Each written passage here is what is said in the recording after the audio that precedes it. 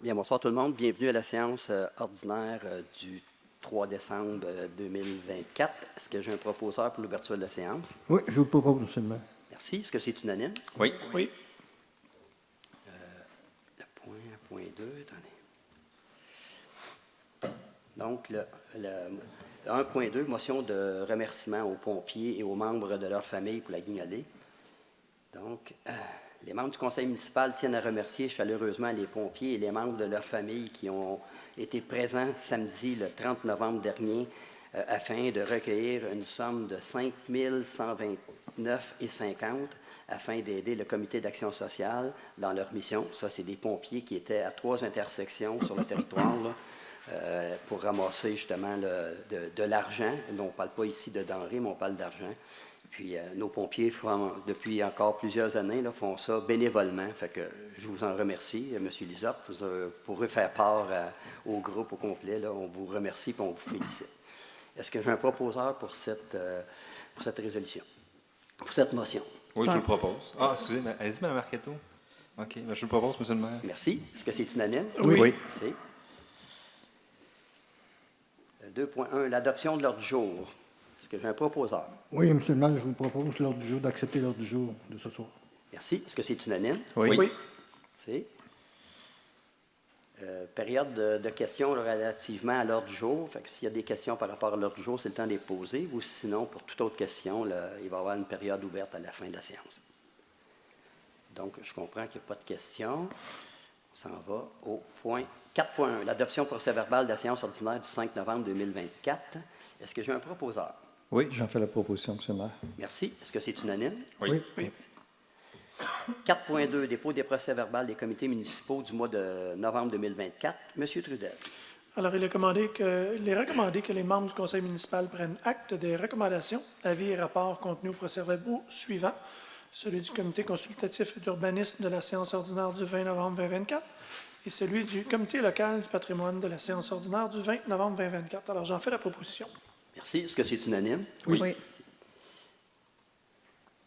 5.1, dépôt de la liste des comptes à payer du mois de décembre 2024, l'approbation du journal des déboursés du mois de décembre 2024. Madame Marchetto. Il est proposé d'autoriser le paiement des comptes du fonds d'administration présentés sur la liste établie au 3 décembre 2024 au montant de 861 842,43 $, ainsi que les dépenses inscrites au journal des déboursés du 3 décembre 2024 au montant de 1 259 528,41 $. J'en fais la proposition. Merci. Est-ce que c'est unanime? Oui. Merci. 5.2, dépôt de la liste des personnes endettées envers la municipalité de Saint-Joseph-du-Lac. Donc, M. Aubertin. Oui, alors, conformément à l'article 1022 du Code municipal, qui exige que la liste des personnes endettées pour non-paiement des taxes doit être déposée au Conseil pour approbation, considérant qu'à la suite du dépôt de la liste, le Conseil peut demander que les immeubles soient mis en vente pour non-paiement des taxes ou que les sommes dues soient recouvrées par nos procureurs. Alors, il est proposé de prendre acte de la liste des personnes endettées envers la municipalité de Saint-Joseph-du-Lac et de procéder à la vente pour non-paiement des taxes par la MSC de Deux-Montagnes pour certains dossiers. Alors, j'en fais la proposition seulement. Merci. Est-ce que c'est unanime? Oui. Oui. 5.3, l'autorisation de radiation de comptes à recevoir. M. Thorne. Oui, il est proposé que la municipalité de Saint-Joseph-du-Lac procède à la radiation de compte à recevoir pour une somme de 16 415,45 $, plus les intérêts et pénalités s'y rattachant, selon le tableau déposé à la direction générale. La liste des comptes radiés est jointe au procès-verbal pour en faire partie intégrante. Alors, j'en fais la proposition. Merci. Est-ce que c'est unanime? Oui. Merci. 5.4, demande de financement temporaire. Madame Marchetto. Oui, considérant que la municipalité de Saint-Joseph-du-Lac est présentement en attente de subventions importantes, le conseil municipal de Saint-Joseph-du-Lac demande à la Caisse des jardins du lac des Deux-Montagnes de procéder à l'émission d'un financement temporaire au taux préférentiel de l'ordre de 6 401 730 $ pour le règlement d'emprunt numéro 11-2024 aux fins de réaliser des travaux d'installation d'un réservoir d'eau potable. Donc, j'en fais la proposition. Merci. Est-ce que c'est unanime? Oui. Merci. 5.5, registre public des déclarations de tout don, de toute marque d'hospitalité ou de tout autre avantage reçu par un membre du Conseil. Monsieur Dussault. Oui, considérant le règlement numéro 25-2019, établissant les règles d'éthique et de déontologie applicables aux élus municipaux et déterminant les mécanismes d'application et de contrôle de ces règles, considérant que le directeur général tient un registre public de ces déclarations et le dépose à la dernière séance régulière de l'année, proposer que le conseil municipal prenne acte du dépôt du registre public des déclarations de tout don, toute marque d'hospitalité et tout autre avantage reçu par un membre du conseil pour l'année 2024 et que le présent registre soit joint au procès-verbal pour en faire partie intégrante. Alors, j'en fais la proposition. Merci. Est-ce que c'est unanime? Oui. Oui. 5.6, dépôt des déclarations d'intérêt pécuniaire des membres du Conseil. Monsieur Dussault, encore Oui, une fois. donc il s'agit de prendre acte du dépôt des déclarations d'intérêt pécuniaire des membres du Conseil conformément à l'article 358 de la loi sur les élections et les référendums dans les municipalités. Alors, Monsieur le maire, je vous en fais la proposition. Merci. Est-ce que c'est unanime? Oui. Oui. Oui. 5.7, renouvellement de l'adhésion à l'Union des municipalités du Québec pour l'année 2025. Madame Arquetteau. Il est proposé d'autoriser le renouvellement de l'adhésion à l'Union des municipalités du Québec pour l'année 2025 pour un montant de 4 241,91 $ plus les taxes applicables. J'en fais la proposition. Merci. Est-ce que c'est unanime? Oui. 5.8, dépôt de certificat émis en vertu de l'article 555 de la loi sur les élections et les référendums dans les municipalités concernant le plan d'urbanisme numéro 14-2024. Monsieur Trudel. Alors, considérant qu'aucune demande visant à la tenue d'un scrutin référendaire n'a été faite lors de la période d'enregistrement au registre, en date du 11 novembre 2024 entre 9h et 19h, considérant l'article 555 de la loi sur les élections et référendums dans les municipalités, il est proposé que le plan d'urbanisme numéro 14-2024, le règlement de zonage numéro 15-2024, le règlement relatif au permis et certificat numéro 16-2024, le règlement de construction numéro 17-2024 et le règlement de lotissement numéro 18-2024 est réputé avoir été approuvé par la personne habile à voter. Alors, j'en fais la proposition. Merci. Est-ce que c'est unanime? Oui. C'est 5.9, approbation de la quote-part de l'Autorité régionale de transport métropolitain, l'ARTM, pour l'année 2025. Monsieur Dussault. Considérant que l'Autorité régionale de transport métropolitain, la ARTM, a transmis ses prévisions budgétaires pour l'exercice financier 2025, considérant que le montant de la quote-part de Saint-Joseph-du-Lac augmente de 6 par rapport à l'année précédente, il est proposé d'autoriser le paiement de la quote-part de Saint-Joseph-du-Lac à l'ARTM pour un montant de 423 566 $ pour l'exercice financier 2025. Alors, j'en fais la proposition. Merci. Est-ce que c'est unanime? Oui. Oui. C'est 5.10, approbation de la quote-part provisoire de la communauté métropolitaine de Montréal, la CMM, pour l'année 2025. Monsieur Dussault. Oui, considérant que la communauté métropolitaine de Montréal a transmis ses prévisions budgétaires pour l'exercice financier 2025, considérant que le montant de la quote-part de Saint-Joseph-du-Lac augmente de 3,5 par rapport à l'année précédente, il est proposé d'autoriser le paiement de la quote-part de Saint-Joseph-du-Lac à la CMM pour un montant de 161 589 $ pour l'exercice financier 2025. Alors, j'en fais la proposition encore. Merci. Est-ce que c'est unanime? Oui. Oui. C'est 5.11, l'établissement du calendrier des séances du conseil municipal pour l'année 2025. Madame Arquetteau. Oui. Il est proposé que le calendrier ci-après soit adopté relativement à la tenue des séances ordinaires du conseil municipal qui se déroulent à la salle municipale sise au 1110 chemin principal Saint-Joseph-du-Lac à 20h tous les premiers mardis du mois. Donc, le 7 janvier, le 4 février, le 4 mars, le 1er avril, le 6 mai, le 3 juin, le 1er juillet, 5 août, 2 septembre, 7 octobre, 4 novembre et 2 décembre 2025. J'en fais la proposition. Merci. Est-ce que c'est unanime? Oui. Oui. Merci. 6.1, achat de sel de déglaçage pour le réseau routier saison hivernale 2024-2025. Monsieur Dussault. Oui, considérant le résultat du processus d'achat regroupé de l'Union des municipalités du Québec, considérant l'adjudication du contrat par l'UMQ à Compass Minéral et considérant nos besoins pour l'entretien du réseau routier municipal à 800 tonnes au prix de 122,89 $, la tonne plus les taxes, il est proposé donc d'octroyer le contrat à Compass Minerals pour l'achat et le transport de 800 tonnes de sel de déglaçage au coût de 122,89 sous la tonne pour une somme de 98 312 plus les taxes applicables, incluant les droits aux exploitants de carrière et sablières pour la saison hivernale 2024-2025. Alors, j'en fais la proposition. Merci. Est-ce que c'est unanime? Oui. Merci. 6.2, achat de pierres abrasives pour le réseau routier hivernal 2024-2025. Madame Arquetto.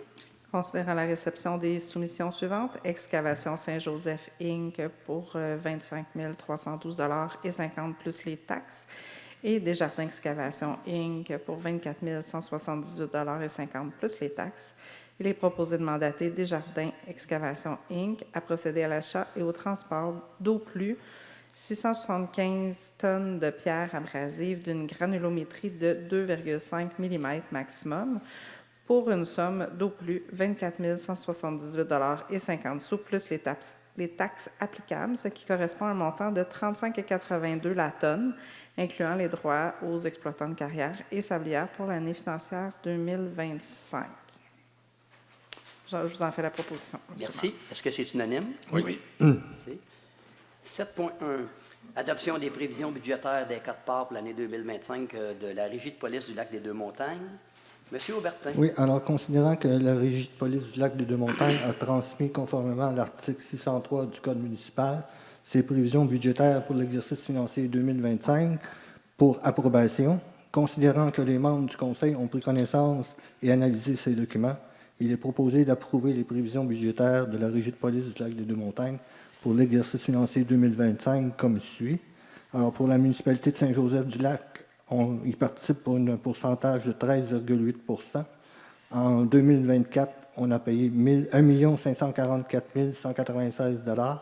Il est prévu en 2025 1 560 912 $ pour une différence de 16 716 $. Alors, j'en fais la proposition. Merci. Est-ce que c'est unanime? Oui. Oui. 8.1, approbation et recommandation du Comité consultatif d'urbanisme, le CCU. Donc, M. Trudel. Alors, il est proposé d'entériner les recommandations du Comité consultatif d'urbanisme portant le numéro de résolution CCU-120-11-2024 à CCU-123-11-2024, sujette aux conditions formulées aux recommandations du CCU contenues au procès-verbal de la séance ordinaire tenue le mercredi 20 novembre 2024, telle que présentée. Alors, j'en fais la proposition. Merci. Est-ce que c'est unanime? Oui. 8.2, donc l'approbation du calendrier des rencontres du Comité consultatif d'urbanisme, le CCU, pour l'année 2025. M. Trudel. Alors, il est proposé d'adopter le calendrier des rencontres du Comité consultatif d'urbanisme ainsi que les dates de tombée pour l'année 2025. Ces dates peuvent être sujettes à des changements à tout moment et sans préavis. Alors, j'en fais la proposition. Merci. Est-ce que c'est unanime? Oui. Merci. 8.3, demande de dérogation mineure DM 20-2024 affectant l'immeuble identifié par le numéro de lot 1 732 999. Donc, je cède la parole à M. Trudel. Considérant que les membres du CCU ont pris connaissance de la demande de dérogation mineure DM 20-24 présentée par Mme Madeleine Girard afin de permettre l'implantation de bâtiments accessoires remis à jardin, il est proposé de refuser la demande de dérogation mineure numéro DM 20-24 affectant l'immeuble identifié par le numéro de lot 1 732 999 situé au 48 rue de la Cortland ayant pour effet de permettre l'implantation d'un bâtiment accessoire, c'est-à-dire une remise à jardin à une distance de 0,5 m de la marge latérale gauche, alors que le règlement de zonage 4-91 établit une marge latérale minimum de 1 m, et ce, afin de rendre conforme une situation déjà existante dans la zone R4-106-01. Alors, j'en fais la proposition. Merci. Est-ce que c'est unanime? Oui. 8.4, demande de dérogation mineure DM 21-2024 affectant l'immeuble identifié par le numéro de lot 6 631 194. M. Trudel. Considérant que les membres du CCU ont pris connaissance de la demande de dérogation mineure DM 21-24 présentée par M. Félix Lefebvre afin de permettre la construction d'un bâtiment unifamilial, il est proposé d'accepter la demande de dérogation mineure DM 21-2024 affectant l'immeuble identifié par le numéro de lot 6 631 194, situé sur la 48e avenue Nord, ayant pour effet de permettre une hauteur de 7,52 mètres, donc 24,8 pieds, pour un bâtiment résidentiel de type unifamilial, alors que le règlement de zonage 4-91 établit une hauteur maximale de 5,94 mètres, 19 pieds 6 pouces, et ce afin de construire une nouvelle résidence unifamiliale dans la zone R1 312. Complément d'information, s'agit, on le voit souvent en urbanisme, quand on a un lot qui est libre, on prend les hauteurs moyennes des résidences à gauche et à droite, et on est dans un secteur où est-ce que c'est des résidences uniquement un étage. C'est la deuxième fois qu'on le voit, il avait été refusé pour une hauteur trop grande. Ils ont retravaillé le projet. Alors là, ça s'arrime tout à fait là, dans le voisinage. Donc, j'en fais la proposition, M. le maire. Merci. Est-ce que c'est unanime? Oui. Oui. Merci. 8.5, achat de fourniture de bureau pour l'inspecteur en bâtiment. Monsieur Dussault. Considérant l'aménagement d'un nouveau bureau de travail dans l'hôtel de ville, considérant qu'il est nécessaire de déplacer l'inspecteur en bâtiment dans un nouveau bureau et que les fournitures de bureau actuelles ne sont plus adaptées à la superficie du nouveau bureau qui sera aménagé. Il est proposé d'autoriser l'achat de nouvelles fournitures de bureau pour l'inspecteur en bâtiment pour un montant d'au plus 2 000 $ plus les taxes applicables. Alors, j'en fais la proposition, M. le maire. Merci. Est-ce que c'est unanime? Oui. Oui. 8.6, autorisation de signature de l'acte de vente du terrain portant le numéro de lot 1 733 125, situé sur le chemin principal. Monsieur Aubertin. Oui. Alors, considérant que le document de promesse d'achat a été conclu entre l'acheteur et la municipalité, il est proposé d'autoriser le maire, M. Benoît Proulx, et le directeur général, M. Stéphane Giguère, à signer l'acte de vente de l'immeuble sur le lot 1 733 121, situé sur le chemin principal à Saint-Joseph-du-Lac. Alors, je vous en ferai la proposition, M. le maire. Merci. Est-ce que c'est unanime? Oui. Merci. 9.1, approbation du budget pour l'événement Chocolat Chaud. Donc, M. Trudel, je pense? Oui, M. Trudel. Alors, il est proposé d'autoriser le budget nécessaire au service des loisirs et de la culture pour l'animation et la préparation de l'après-midi Chocolat Chaud qui aura lieu le samedi 1er février 2025 au parc Polyvon-Lauzon de 13h à 16h pour un montant de 9 525 $ plus les taxes applicables telles que prévues au budget. Alors, j'en fais la proposition, M. le maire. Merci. Est-ce que c'est unanime? Oui. Oui. 9.2, demande de remboursement des frais de non-résidents pour l'année 2024. Monsieur Thorne. Oui, donc, excusez. Considérant la recommandation de la directrice des loisirs, de la culture et du tourisme, considérant l'analyse exhaustive des demandes de remboursement des frais de non-résidents reçus avant le 1er décembre 2024, il est donc proposé d'autoriser le remboursement des frais non-résidents totalisant une somme de 9 769,64 $. Une copie de la liste est jointe au procès-verbal pour en faire partie intégrante. Donc, j'en fais proposition. Merci. Est-ce que c'est unanime? Oui. 10.1, reddition de compte, financement pour le projet signature innovation de la MRC de Montagne portant sur la démocratisation de l'accès à l'eau pour le projet de la passerelle en bois sur pilotis. Donc, M. Dussault. Considérant que la municipalité de Saint-Joseph-du-Lac a obtenu en 2023 un financement de la MRC de Montagne dans le cadre du projet Signature Innovation portant sur la démocratisation de l'accès à l'eau, considérant qu'à la suite de la réception des résultats des études géotechniques, il a été nécessaire de mettre à jour l'estimation des coûts des travaux et que la municipalité a décidé de ne pas poursuivre le projet, considérant qu'il est nécessaire, selon les modalités de la convention signée avec la MRC de Montagne, de remettre une reddition de compte présentant l'ensemble des documents, rapports, factures résultant du projet. Proposer de transmettre là, à la MRC de Montagne la reddition de compte dans le cadre du financement pour le projet Signature Innovation de la MRC de Montagne portant sur la démocratisation de l'accès à l'eau pour le projet Passerelle en bois sur pilotis pour un montant total de 35 159 $ plus les taxes applicables. La municipalité contribuera financièrement à 20 % du projet pour un montant de 7 031 $ et 80 sous plus les taxes applicables. Alors, je rappelle la proposition. Merci. Est-ce que c'est unanime? Oui. Merci. 10.2, nomination de M. Olivier Duquette au poste de responsable en environnement pour la municipalité de Saint-Joseph-du-Lac. Donc, M. Aubertin. Oui, alors, considérant que le poste de responsable en environnement est vacant depuis le 7 octobre 2024, considérant que ce poste doit être pourvu afin de répondre aux besoins de l'organisation en matière d'environnement, et considérant que le processus d'embauche a eu lieu du 8 octobre au 8 novembre 2024, il est proposé que la municipalité de Saint-Joseph-du-Lac embauche M. Olivier Duquette au poste de responsable en environnement. Alors, j'en fais la proposition, M. le maire. Merci. Est-ce que c'est unanime? Oui. Merci.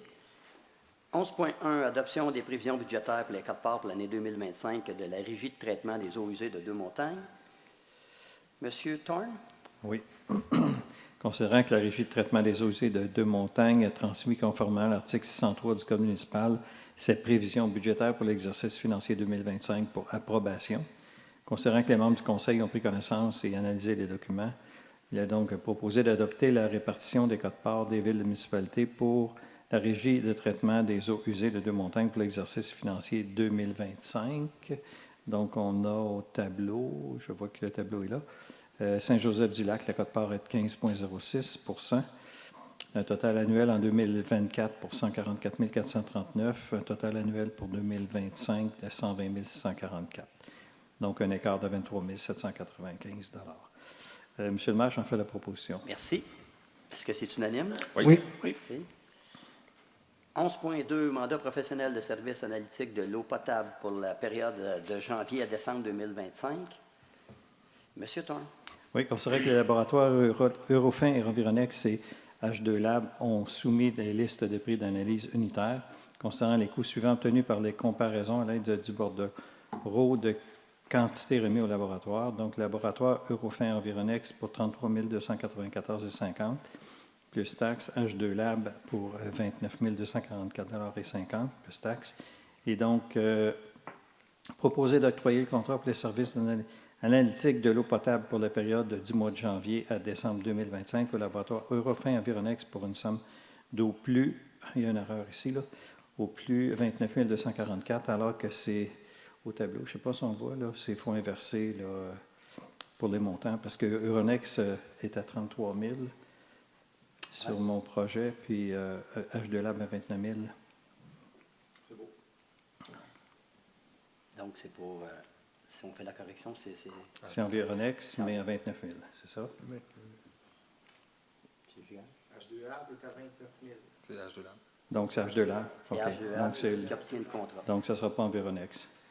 Donc, si vous voulez, je peux recommencer. Donc, proposer d'octroyer le contrat pour les services d'analyse de l'eau potable pour la période du mois de janvier à décembre 2025 au laboratoire H2 Lab pour une somme d'au plus 29 244 plus taxes applicables. Parfait. Merci. Parfait. Merci Merci. d'avoir fait la rectification. Donc, j'en fais la proposition. Merci. Est-ce que c'est unanime? Oui.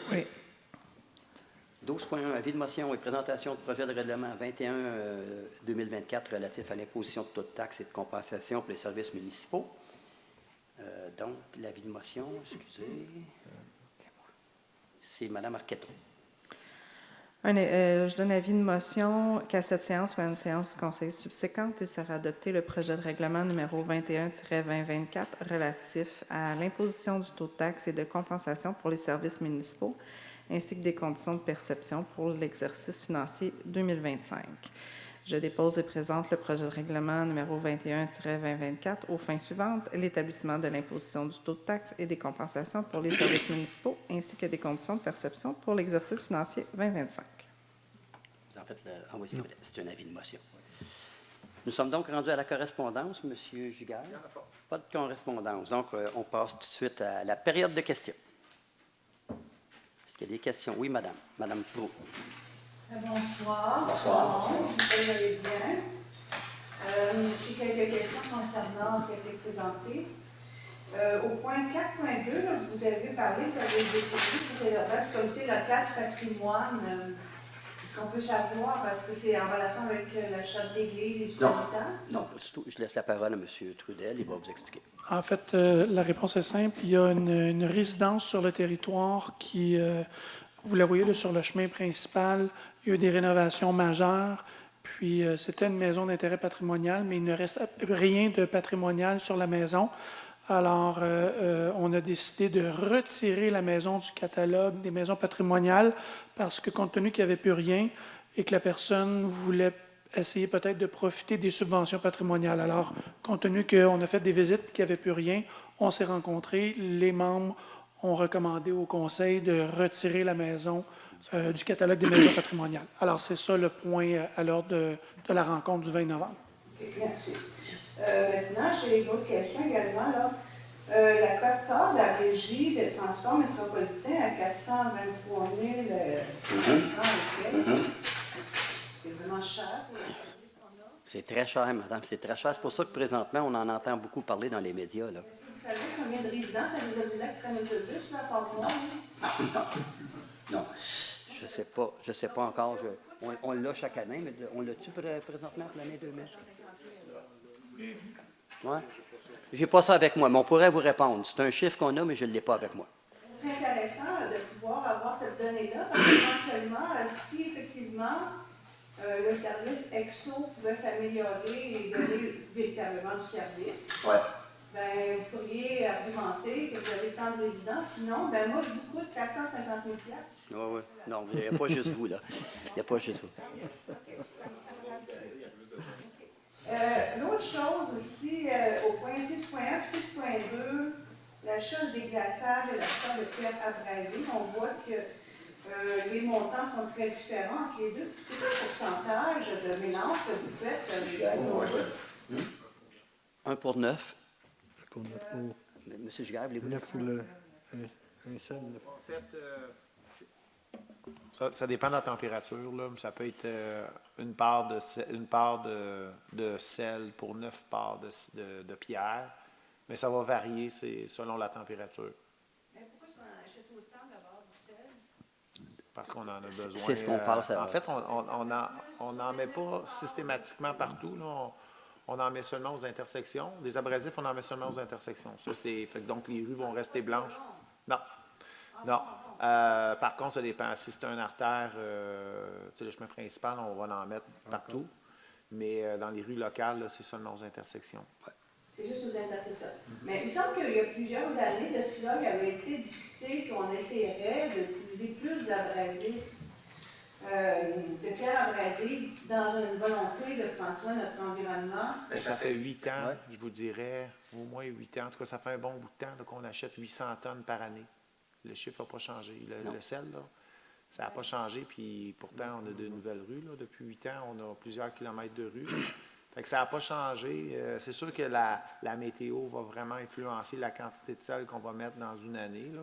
Si c'est des verglas, à un moment donné, on n'a pas le choix. Il faut en mettre. Là, c'est plus juste aux intersections parce que ça peut être dangereux.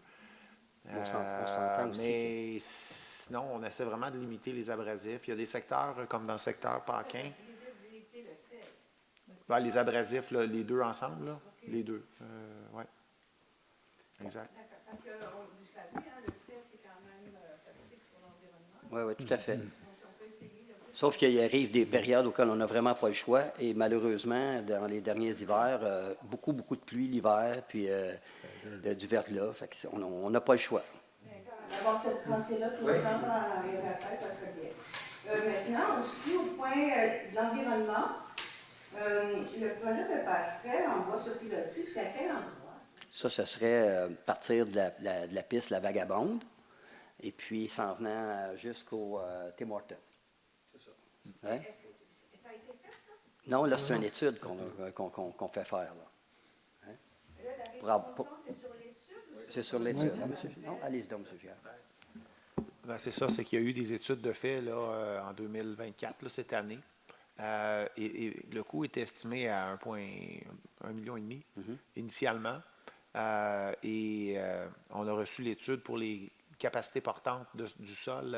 En fait, la fondation qui irait sous la passerelle. Et là, ça a fait augmenter le coût. L'évaluation, la dernière évaluation, est à 4,5 millions. Donc, c'est trop cher. Le conseil municipal a décidé de laisser tomber ce projet-là compte tenu des coûts là, qui sont rendus trop importants. Ben, en tout cas, à moins qu'on trouve une solution, là, on va refaire une autre tentative peut-être avec une autre firme pour voir s'il n'y aurait pas moyen de trouver un autre type de fondation plutôt que des pieux, parce que c'est ça, là, dans le fond, il faudrait pieuter ça, parce que le sol n'a pas de capacité portante à cet endroit-là. C'est dans la continuité du chemin principal, là, en ligne droite jusqu'à la limite, jusqu'à la Vagabonde, avec 2 antennes pour l'interprétation du comment on appelle ça, le marécage, ouais, à cet endroit-là. Tu sais. Pardon? C'est quoi l'utilité? Quelle utilité la passerelle? La Ben, mise en valeur. c'est ça, la mise en valeur. La mise en valeur du marais. Tout à fait, tout à fait. Ouais. Oui, puis désenclaver aussi tout le réseau de mobilité active de la municipalité, là, parce que au fond, quand on est sur la Vagabonde, il y a peu de chemin pour se rendre au chemin d'Oka là, de façon sécuritaire. On a la montée de la baie, mais ce pas des rues qui sont très sécuritaires pour se déplacer soit à pied ou à vélo. Donc, c'est un peu pour désenclaver aussi ou permettre à nos citoyens d'accéder facilement et de façon sécuritaire au réseau de la piste cyclable, la Vagabonde, et avec un lien directement au noyau villageois éventuellement. Mais voyez-vous, Mme Proulx, pour l'instant, on va regarder, voir si on n'est pas capable de trouver encore une autre compagnie qui serait en mesure de nous faire un prix moindre. Au départ, ça avait commencé aussi, ces discussions-là, quand il y a eu le trajet Oka-Mont-Saint-Hilaire.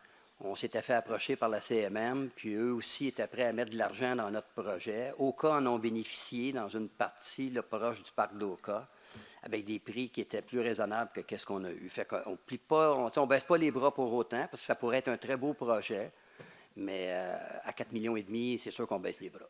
Est-ce que vous avez évalué la possibilité, au lieu de mettre sur pilotis, de carrément utiliser le terrain portant? Est-ce qu'il y a des périodes où, quand c'est humide, c'est pas ouvert, point à la ligne? Oui, mais on regardait aussi peut-être pour quelque chose de flottant ou quoi que ce soit, mais pour l'instant, on regarde pour d'autres options. Concernant la nomination de M. Duquette, moi j'ai une préoccupation concernant la communauté nourricière. Mélanie Carrier était celle qui avait participé à toutes les réunions, à tout le plan d'action. M. Duquette, on ne sait pas où il en est à sa compréhension, à cette connaissance-là. Il va prendre, c'est sûr qu'il va prendre le temps, lui aussi, de se familiariser avec tout ça. Et puis. Il y a moyen de pouvoir prévoir une réunion avec lui pour qu'on puisse. Oui. Vous regarderez cette possibilité-là avec M. Aubertin, là, puis, qui est... Oui, il y aurait moyen d'avoir une rencontre avec lui, puis M. Aubertin et le comité. Là. Parce que le comité, depuis que vous en avez fait l'annonce, on ne s'est pas réunis, puis je pense qu'il y a beaucoup de choses qu'on pouvait discuter ensemble. Nous, cette année, on avait une possibilité de subvention qu'on a laissé tomber, parce qu'on a réalisé qu'il y avait beaucoup de travail, ça demandait l'implication aussi. Pas juste des gens, des bénévoles de jardins collectifs, mais aussi de pouvoir travailler avec plusieurs partenaires à l'administration. OK. Bien, on l'a déjà fait, mais on va le refaire, Mme Proulx. OK. Maintenant, est-ce que vous avez dans votre dernier lac à l'époque? Ah oui, attendez un petit peu, juste une seconde. Oui. Bien sûr que le momentum a été assez complexe cette année. Là. On a travaillé sur plusieurs projets, sur plusieurs dossiers au niveau plus environnement que communauté nourricière. Ça ne veut pas dire qu'on l'a laissé tomber, mais mon collègue M. Aubertin là, va s'assurer d'abord rencontrer M. Duquette déjà, puis on va poursuivre le travail avec lui. Là. Il y a une prochaine rencontre du CCE prévue en février avec les citoyens impliqués aux communautés. Puis c'est certain qu'on aura d'autres choses à regarder avec lui d'ici là. Parce que moi, je suis allée récemment à une réunion auquel la municipalité est invitée, puis malheureusement, il y a une personne de la municipalité. C'est le momentum, comme je vous dis. Là.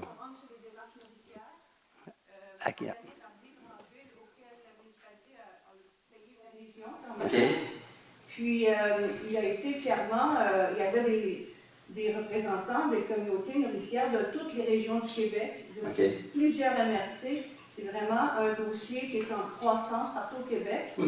Alors, nous, on a l'avantage d'avoir déjà un plan d'action. Est-ce que vous avez, lors du dernier lac à l'épaule, décidé de mettre un budget pour aider à son application?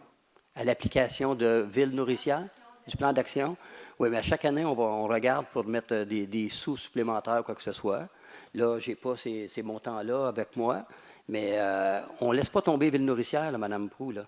On ne laisse pas tomber Ville nourricière. OK.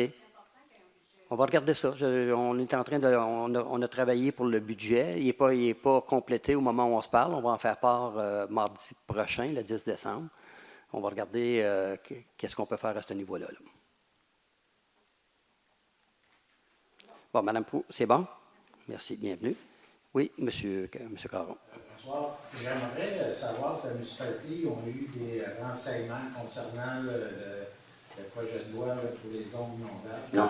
Parce que je prévoyais, moi, faire peut-être agrandir au printemps. Ouais. Je veux savoir si de votre côté, si vous avez eu... Honnêtement, la minute qu'on va avoir des nouvelles, c'est sûr qu'on va l'annoncer, mais pour l'instant, aucune nouvelle à ce niveau-là. Aucune. Hein? Non plus. Hein? Ce qu'on nous dit, c'est qu'ils sont en train d'étudier, sont en train de regarder, M. Charette, le ministre Charette. Nous, on a fait une demande pour que notre digue soit reconnue comme étant un ouvrage de protection, puis comme étant... ils sont supposés de rajouter une cinquième catégorie de risque, mais on n'en sait pas plus. Bien, en fait, c'est nous autres qui le demandaient, là, toutes les villes qui ont qui reconnaissent l'ouvrage de protection comme étant, comme étant, comment je vous dirais bien, non, efficace. Et là, pour l'instant, ce qui semble dire, c'est qu'ils sont en train de regarder s'ils vont les reconnaître. Ils nous demandent aussi de les faire vérifier. On travaille aussi là-dessus. Là. On va faire une vérification de notre digue, de notre ouvrage de protection. Ils veulent avoir ça. Bon, Deux-Montagnes a commencé la démarche. Nous autres, on va le faire aussi. Le gouvernement vous a demandé de faire une vérification de la digue. Ouais. C'est eux autres qui l'ont fait. Oui, bien, en fait, c'est nous autres qui l'avons fait, mais subventionnés avec leurs argent. Oui, ils nous demandent ça. Hein? La cinquième zone, ça prévoit que si des fois on va faire des agrandissements, on va pouvoir, d'après vous? Bien là, dans le cas comme chez vous, là, exemple, moi, je continue. Ce qu'on entend encore, même si vous êtes fait dire le contraire, là, ce qu'on entend encore, c'est que c'est dans le cas des commerces en zone inondable, ça ne passera plus par les municipalités. J'espère qu'ils vont enlever ça. Là. J'espère qu'ils vont enlever ça, puis ils vont se rendre compte que ça redevient aux municipalités. Là. Hein? Oui. Mais c'est dans le projet de loi, c'est ça qui est. Oui, j'espère bien. J'espère bien. On se parle souvent, moi et Mme Damour aussi. Là, j'ai une bonne relation avec elle. On se parle souvent, mais honnêtement, il faudrait que ça reste aux municipalités. Là. C'est inconcevable de voir que ça serait géré par des bureaucrates, là, excusez-moi, là, mais à Montréal, peu importe où, là, ce qui se passe chez vous. Là, hein? Les mieux placés pour répondre à ça, là, c'est nous autres, les villes. Là. Hein?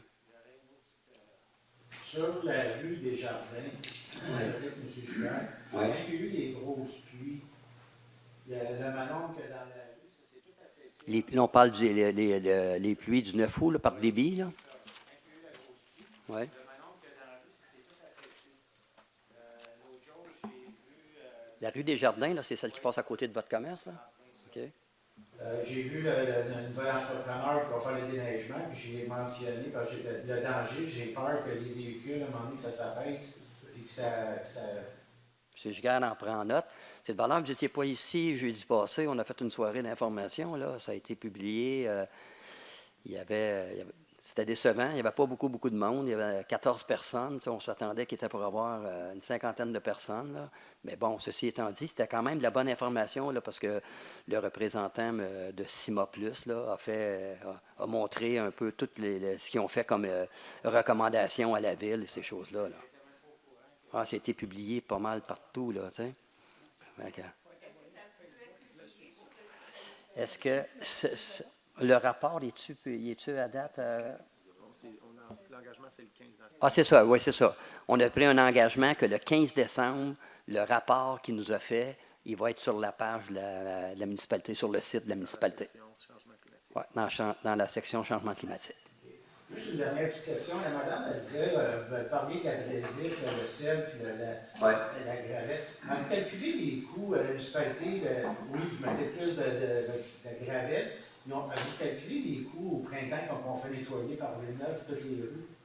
Ah. Versus le sel. Hein? 12 000? 10 000, OK. Ça comprend toutes les rues de la municipalité. Ouais, je sais que c'est plus d'ouvrage, c'est le même pour tout le monde, mais d'un autre côté, point de vue environnemental, oui, il y a de la petite roche, mais c'est important d'en mettre. Oui, tout à fait. Mais oui, si c'était 200 000, 150 000, là, ça n'aurait pas d'allure, là, mais c'est 10 000. C'est bon? Est-ce qu'il y a d'autres questions, M. Hautelaire? Oui, par rapport au nouveau rôle d'évaluation pour les taxes, c'est pas mal pareil comme l'année passée. Venez ici mardi prochain. C'est ça, mardi? Mardi prochain, c'est là qu'on fait l'annonce. Dans la suite,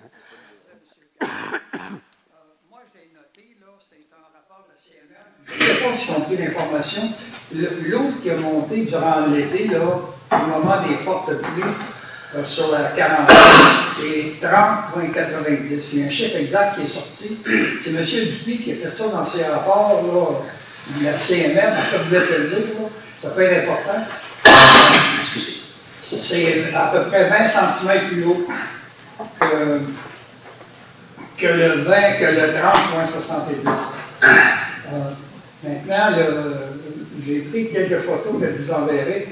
Le fameux cours d'eau, c'est un des émissaires, c'est un des voies d'échappement des eaux les plus importantes de la municipalité. Puis, comme dire, la situation ne s'améliore pas, il y a beaucoup d'arbres là, à cause du déblaiement. La terre devient de plus en plus humide, là, et puis les arbres tombent. Les arbres tombent, c'est pas les castors, les arbres tombent, là.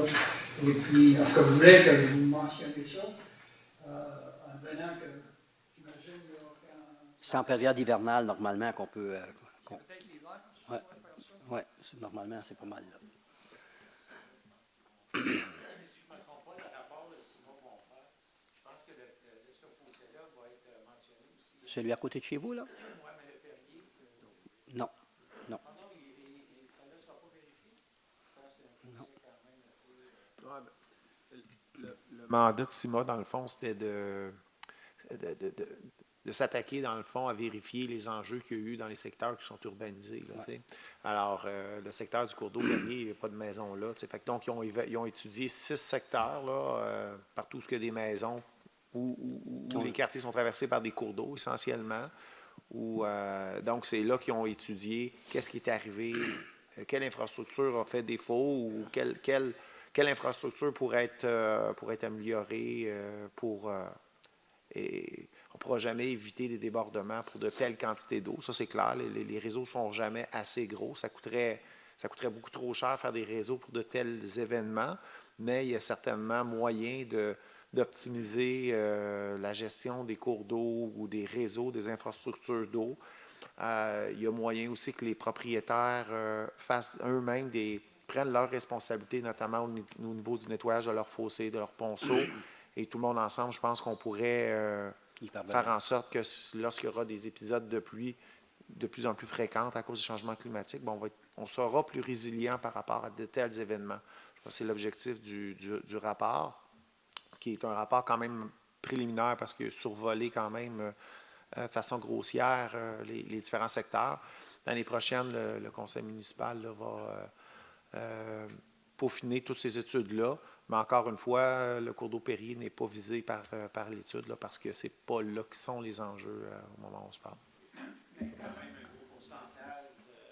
Oui, mais ça ne faisait pas partie là, ça faisait pas partie de l'étude qu'il y avait. L'étude, en fait, vous aviez posé une question qui était très pertinente là, le 5 septembre, là, quand vous étiez venu là, par rapport justement à l'événement. Vous disiez pourquoi vous n'avez pas actionné les pompes du poste de pompage de la 13e avenue.